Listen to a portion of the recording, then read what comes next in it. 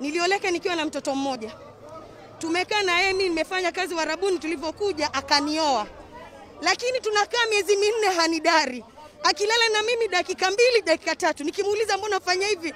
Yanaambia mwanamume aliyokamilika hawezi kulala na mwanamke masaa mengi. Kama unapenda mwanamke wako, dakika kidogo inatimia. Miaka 4 sishiki mimba. Unaona? Miaka 4 sifanyi nini? Sishiki mimba.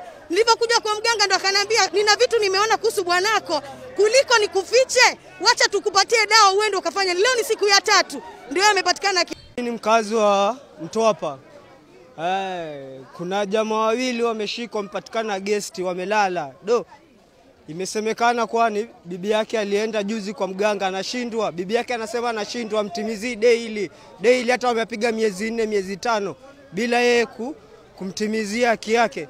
Kwa hivyo amechukua hatua akaenda kwa mganga, ule mganga akamtimizia. Sasa leo amepatikana red-handed. Shoga huku kwetu hakujawezekana hata siku moja, na tumeaibika katika kwetu Mtwapa na tuhitaji ushoga. Ushoga umezidi kwetu Mtwapa na hatuna hoja nao.